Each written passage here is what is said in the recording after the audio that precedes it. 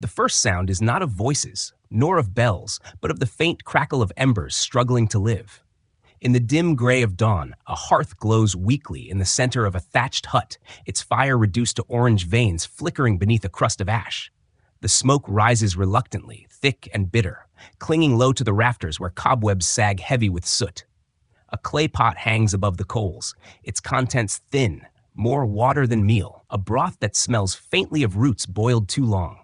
The taste of hunger is already in the air, a taste metallic and sharp, filling mouths that have not known fullness for many moons.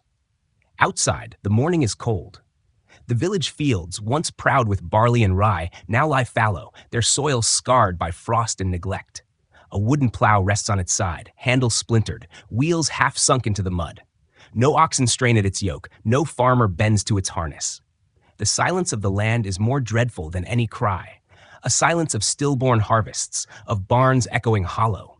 The wind drifts through, lifting dust from the earth, rattling loose shutters, whispering against doors like a beggar left unacknowledged. It carries the faint odor of rot, of hay long damp, of grain molded in sacks, of the bodies that fever and famine have claimed. Inside, the fire's glow rests on the face of a woman bent over her child. The boy's cheeks are pale, flushed in patches, his lips dry and cracked. His breath is shallow, a rasp like reeds stirring in stagnant water. She presses a damp cloth to his forehead, her hands shaking not only with worry but with weakness. Her own hunger is etched deep into her bones. Her skin is tight against her face, her arms frail from lack.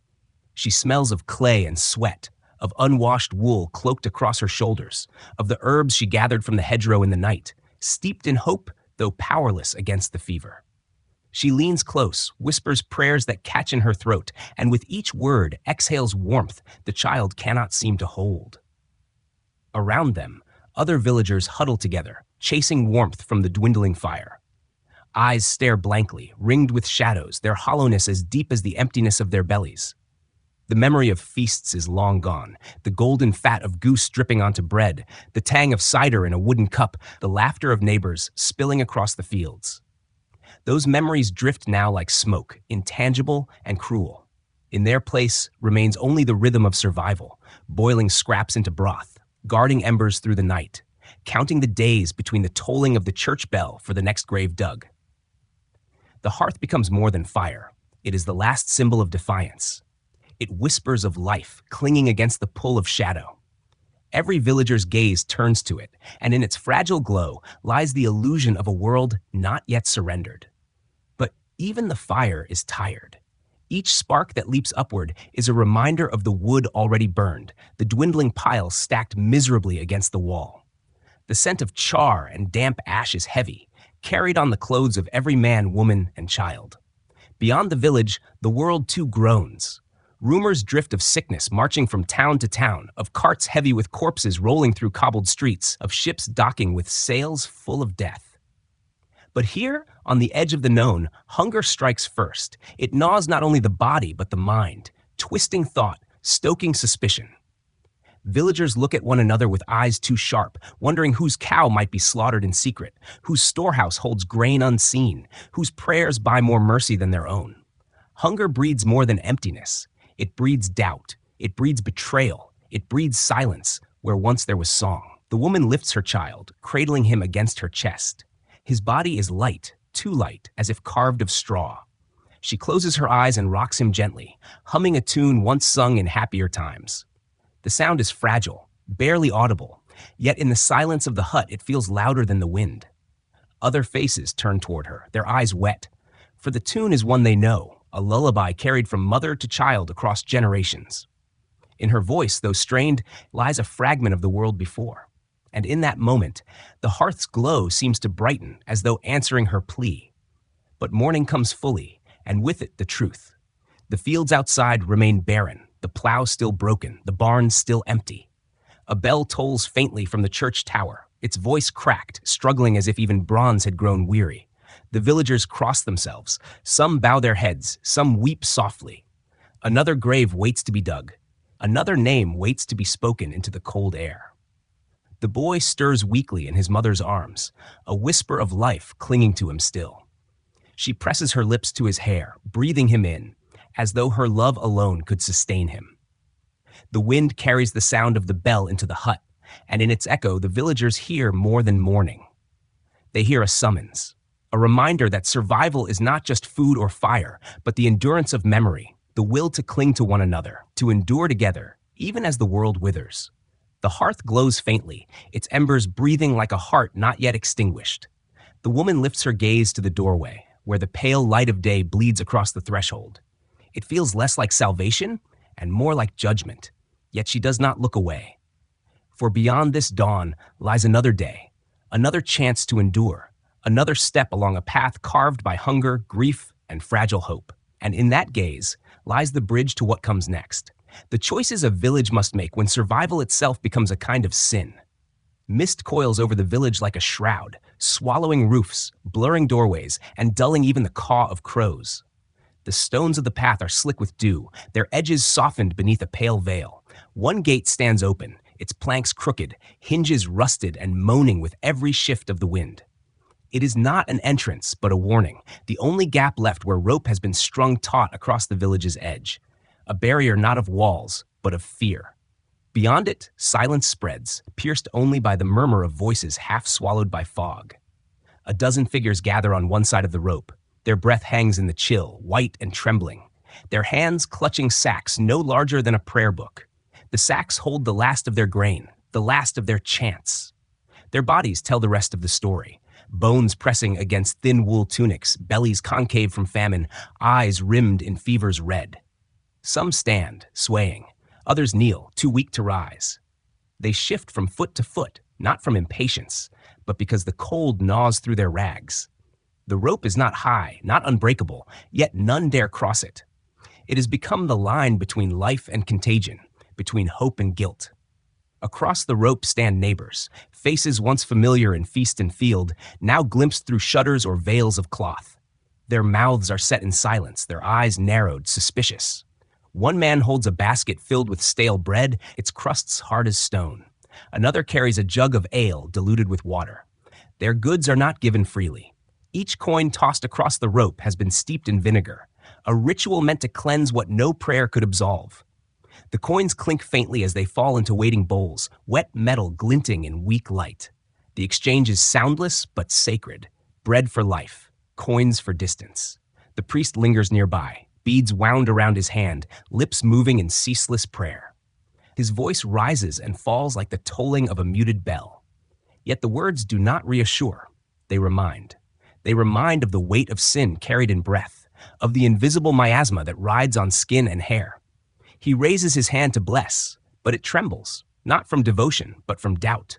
His cassock reeks faintly of vinegar and smoke, as though he too seeks to purify his presence with talismans against dread. He fears contagion as much as the rest, and the beads clatter faintly in his grasp, each bead a drumbeat of uncertainty. The villagers exchanged not only food, but glances heavy with judgment. Who has hidden stores in their hut? Who has bargained too much? Who too little? Who lingers too long near the rope, breathing across it, endangering them all? Hunger erodes kindness. Famine breeds suspicion. The rope becomes more than boundary. It becomes confession. Each coin offered an admission of weakness. Each loaf received a record of desperation. And still, the whispers rise. Words traded in fear. They are cursed. They are marked. They will bring death to us all. A child presses forward, barefoot, her face hollow, her eyes wide with need. She extends a hand toward the bread, but her mother pulls her back, whispering harshly, as if the child's longing might pierce the rope itself. The girl stares at the basket, then at the men beyond it, her mouth opening, but no sound emerging. The silence is heavier than any cry, the silence of a child who has learned too soon that hunger has no mercy. Her hand falls to her side, fingers curling into a fist no larger than a sparrow's wing. The air itself feels bruised. The mist thickens, wrapping the scene in gray, muting colors, softening outlines until all that remains is the rope, taut, straight, unyielding. The villagers on both sides stare at it, as though it is a living thing, as though it decides who may live and who must fall. The smell of vinegar burns in their noses, sharp, acidic, the scent of a futile defense against something no one can see. As the exchanges end, the priest makes the sign of the cross, voice breaking on his final words. He steps back, his shadow wavering in the fog, his beads clattering once more. One by one, the villagers retreat, clutching their meager bread, their diluted ale, their fading hope. No words of gratitude are spoken. Gratitude has no place here. Only survival, only silence. The rope sags slightly in the damp, its fibers swollen with mist, its knot stained dark by hands that trembled against it. The mist begins to shift, rolling toward the heart of the village. It carries with it no sound but the faint rattle of shutters closing, of doors bolted against neighbors. The rope remains, damp and glistening, its presence more powerful than any gate or wall. It is a scar carved across the village's memory, a scar that will never truly heal. And so, the day ends as it began, in silence and separation. But in that silence lies a question that clings like the fog itself. How long can a village survive when every act of mercy feels like a sin, and every act of survival feels like a betrayal? The mist thickens, pressing closer, as though it too listens for the answer. The fields are black with ruin. Smoke drifts low over the soil, mingling with the sour tang of ash, settling into the earth like a curse. What once shimmered gold with barley and rye is now a plain of cinders, the stalks reduced to brittle shadows that crumble beneath a touch. The morning frost clings to them, fragile crystals on dead stems, glinting faintly in the pale light. A silence presses down upon the land, broken only by the rasp of a shovel scraping earth and the caw of distant crows circling above, their wings cutting the sky like knives. A lone farmer kneels at the edge of his plot. His hands are darkened with soot, his nails rimmed with dirt. He clutches a handful of ash, lifting it to his face as though it might still hold memory of grain. The fine powder coats his skin, bitter on his lips, stinging his eyes. He tastes it against his tongue, the flavor sharp as grief, as though the land itself had turned to bone and smoke. His clothes hang loose, patched with scraps, smelling of sweat and char. The plow lies abandoned beside him, its wooden frame warped by fire, the iron blade dulled by neglect. Beside it, the bleached skull of an ox stares hollowly at the horizon, a silent relic of labor and loyalty that ended with hunger. The farmer does not cry. His eyes are dry, though his body trembles. Tears have long ago been burned away, replaced by the emptiness of endurance. He remembers the fire, villagers setting flame to the fields in desperate belief that smoke might purify what disease had poisoned, that ash might cleanse the soil. The smoke rose like incense, thick and choking, curling into the sky with prayers whispered beneath breath. But the earth has not healed. The ash clings, heavy and bitter, suffocating hope. The air smells of burnt straw, of scorched wood, of futility. The bells toll faintly in the distance, their cracked voices carrying across the wasteland. They toll not for the dead, but for the dying of the earth itself. Each note a dirge for the harvest that will never come. The farmer lifts his gaze toward the sound, eyes hollow, the rhythm echoing in his chest like a heartbeat he does not trust. He remembers when the bells meant feast, when the fields swelled with life, when neighbors gathered with baskets brimming. Now, the bells are reminders that no feast waits, that even God's house is as barren as the land. From the corner of his eye, movement, a dove, pale against the gray sky, circles slowly above the wasteland. Its wings flash in the weak sun, fragile and luminous, a ghost of life suspended in the void. The farmer follows its flight, his breath catching, his hand tightening on the ash in his palm. For a moment, he dares to believe. The dove descends, settling on a charred fence post, its feathers ruffled by the breeze. In its stillness, the world seems to pause. The ash drifts more softly. The crows grow silent. The farmer exhales, a sound halfway between a sob and a prayer. He rises slowly, knees stiff from kneeling on frozen earth. His body aches with hunger, his back bent from years of toil, but he moves as though pulled by something unseen. He extends his hand toward the dove, palm still black with ash. It does not fly. It only watches, head tilted, eyes dark and unreadable. For the first time in many weeks, the farmer feels not only despair, but a flicker of recognition, a reminder that life still stirs beyond the plague, beyond the fire, beyond the endless hunger. The dove shifts its wings, scattering a few white feathers into the wind. They drift downward, mingling with the ash, vanishing into the soil. The farmer drops the handful of ash from his grip. It scatters across the ground, blending with the snow that lies thin in patches, white and gray entwined.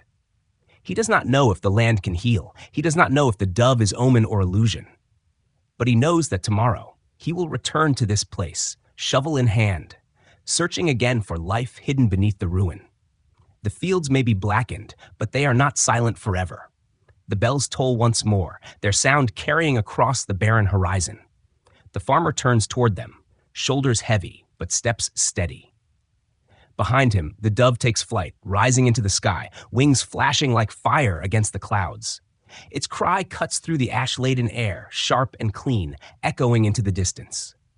The farmer does not look back. He carries the sound with him, a fragile cord against the silence. And in that echo lies the question that threads itself into every villager's breath. When the fields themselves have been burned to bones, can hope still take root? The ash whispers no, the dove whispers yes. The answer waits in soil and time, in the hands of those still willing to plant seeds in earth that tastes of grief. The cobblestones are slick with mud, darkened by the night's rain, glistening now in the pale light of dawn. Each stone carries the weight of countless footsteps, yet this morning no procession files into the chapel. The door hangs ajar, one hinge broken, creaking faintly when the wind shifts. The bell above does not ring. Its rope has frayed, its voice stilled. Where once the faithful gathered with baskets of bread, candles, and whispered litanies, only silence reigns.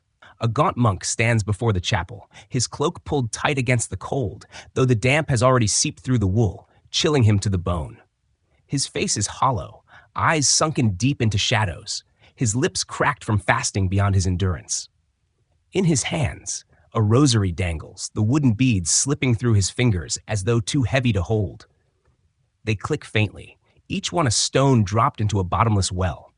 His breath forms a cloud in the air, merging with the mist that coils between the chapel's arches.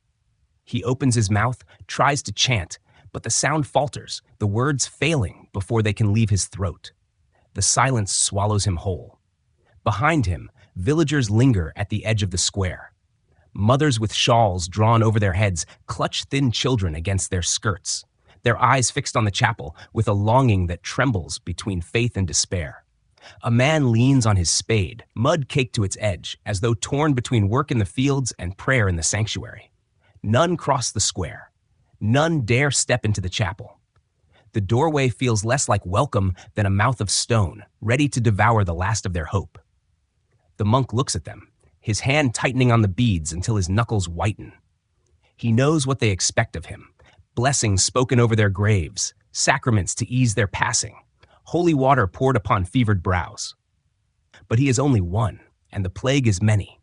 He cannot anoint every child, cannot bury every neighbor, cannot speak enough words to fill the silence.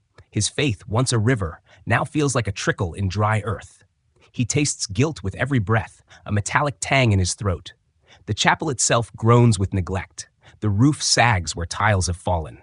Candle smoke stains the stone around the altar, though no candles burn. The air inside is heavy with the stale perfume of incense, its sweetness soured by the odor of decay that seeps from nearby graves. A crucifix leans askew above the altar, its carved Christ's face cracked along the cheek, as though scarred by grief itself. The monk stares at it, his lips moving in silent prayer. The words are broken, fragments of psalms, fragments of memory. He feels the silence press back against him, unyielding. A woman approaches, her steps slow, her breath shallow. She is skeletal, her cheeks sharp, her eyes sunken but fierce. In her hand she carries a wooden cross, simple, roughly carved, its edges worn smooth by years of touch. She clutches it to her chest as though it alone keeps her standing. She kneels at the chapel's threshold, her knees striking the stone with a hollow sound. Her lips part, and a prayer spills forth, quiet, cracked but alive. The monk hears it. For a moment, he almost believes that her voice alone might stir the chapel awake. But the prayer dissolves into the air, fragile as smoke. The wind carries it upward, where it is lost among the rafters and the mist. The woman bows her head, her shoulders shaking, though no sound escapes her lips now. The monk steps forward, placing a trembling hand on her shoulder. His palm is rough, his fingers stiff, but the touch is enough. Together they stand in silence, their breaths mingling, their grief shared. Around them, the villagers begin to shift. One by one, they kneel in the mud, crossing themselves, whispering words that falter but do not vanish. Their voices rise, faint and unsteady, not a chant, but a murmur of survival. The monk listens, the rosary heavy in his hand, and feels the first stirrings of something he thought lost. Faith is not in the stones, nor in the altar, nor even in his words. It is in the silence they share, in the prayers fractured yet spoken, in the persistence of kneeling when there is nothing left to kneel for. The crucifix above the altar remains cracked. The bell remains silent. The door creaks in the wind. Nothing changes. Yet within the square, something endures. The villagers lift their eyes not to him, not to the chapel, but to one another. And in their gaze he finds a strength more honest than ritual. He lowers his head, ashamed of his own weakness, yet relieved too. For the burden was never his alone. The wind shifts again, carrying the mingled scents of incense and damp earth, of wax long melted and graves freshly dug. The monk closes his hand around the rosary, beads pressing into his flesh like scars. He knows tomorrow will come with the same hunger, the same death, the same silence. But tonight there has been a prayer, fragile and faltering, shared among them all. And in that small, flickering prayer lies the question that will lead them onward. When the stones of the church crack and the bell falls silent, can faith survive in whispers and silence alone? The square grows quiet again, but in the hush there is not emptiness, only the fragile echo of prayers that refuse to die. Night descends with a heavy stillness, pressing its weight upon the thatched roofs and hollow barns of the village. The sky is thick with smoke, its clouds glowing faintly red as if the horizon itself smolders. Where once the sounds of animals and laughter filled the dusk, now only the soft crackle of torches and the mournful sigh of the wind remain.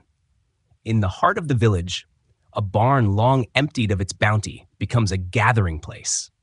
Not for grain, not for feasting, but for mourning. Its timbers groan as though they resent their new purpose. Inside, shadows bend and stretch across rotting wood walls. A crooked table has been dragged to the center, its surface scarred by knives and years of use. Tonight it bears not bread or cheese, but bones, white, polished by hands that dared not bury them, too fearful of contagion or too weak to dig deep graves.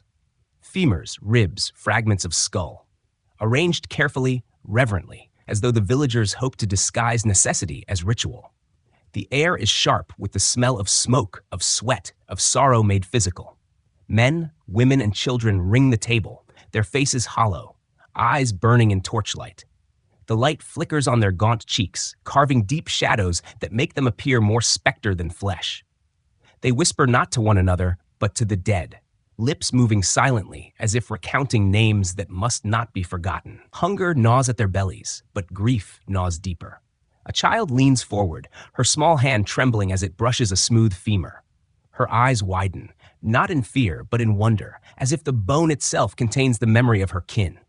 Tears trace dirt-streaked lines down her cheeks, and she does not wipe them away. An old woman rises, stooped and trembling, a shawl of coarse wool pulled tightly around her shoulders. Her voice cracks as she begins to speak, weaving memories into the smoke-filled air. She tells of harvests past, of bread fresh from the oven, of songs sung at weddings beneath the same barn rafters now heavy with grief. Her words tremble but endure, a thread stitching the living to the dead. Each name she speaks is like a candle lit in the darkness, though no wax burns. Her audience listens in silence, the only sound the hiss of torches spitting resin. When she falls quiet, the silence is vast. No one dares to break it. It stretches like the dark beyond the walls, heavy and sacred. The bones gleam faintly in the firelight, pale against the table's scarred wood. They are not only remnants, they are reminders of those who once labored in the fields, who once sang by the hearth, who once filled the benches in the chapel. The bones have become relics, not of saints, but of neighbors.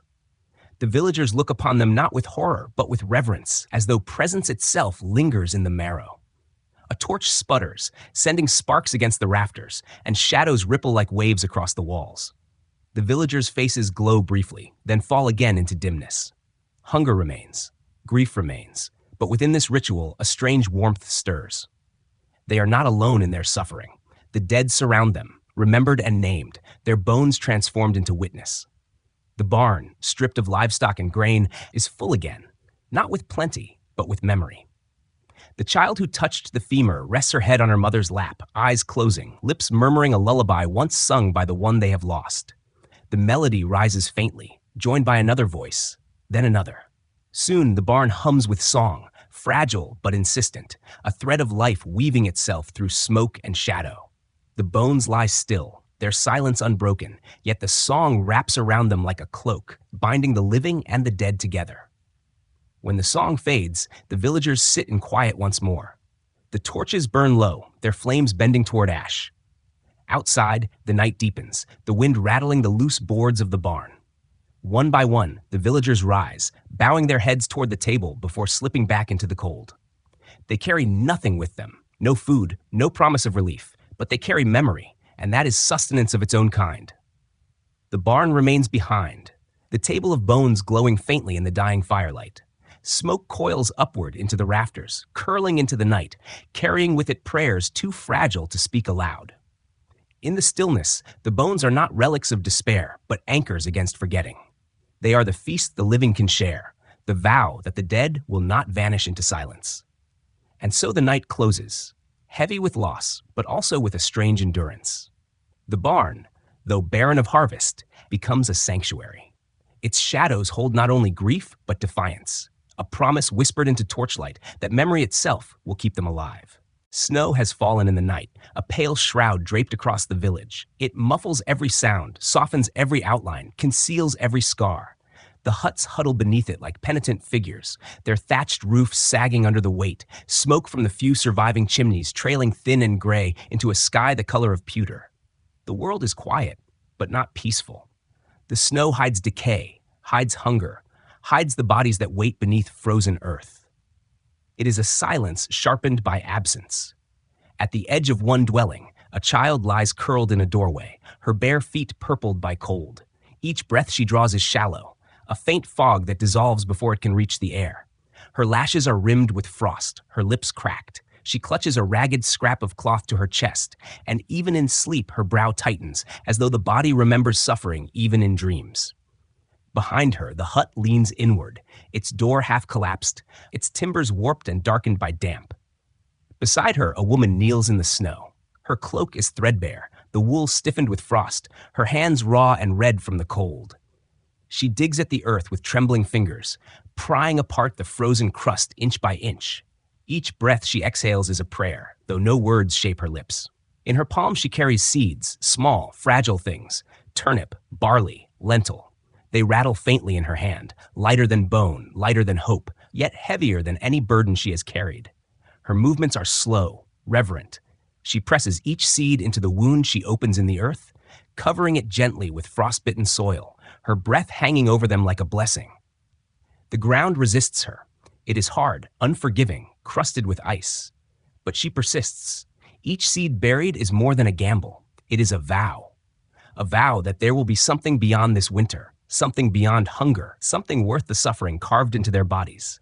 Her knees ache against the frozen ground, her nails break and bleed, yet she continues, whispering fragments of psalms, fragments of lullabies, fragments of memory. The snowflakes fall into her hair, melting into rivulets that sting her eyes. Around her, the night stirs. An owl calls from the trees, its wings stirring the branches with a low rustle.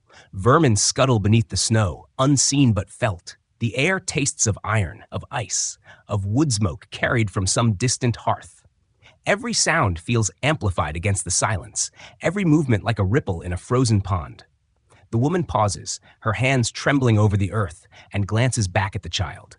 The girl stirs faintly, her chest rising, a shallow rhythm that quivers with fragility. The woman swallows, then presses the final seed into the ground. When she has finished, she sits back on her heels, breath clouding the air. She opens her hand, revealing one small bloom pressed between her fingers.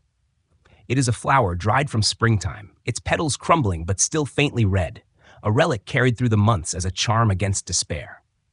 She places it gently on the child's chest, over the cloth clutched tight to her. It is not a cure. It is not salvation. It is a promise of memory, of love, of seasons that might return. The snow continues to fall, blanketing the seeds, hiding them in darkness. They vanish into the earth, unseen, unheard, yet alive with potential. The woman lifts her gaze to the sky, where the clouds drift heavy and low. She exhales slowly, her breath mingling with the falling flakes. The cold bites at her skin, but within her chest something stirs, faint and stubborn. Not hope, not yet, but endurance, the will to believe that what she has planted will remember, that beneath the snow, life still stirs. She rises at last, her body stiff, her hands bleeding from the frozen soil.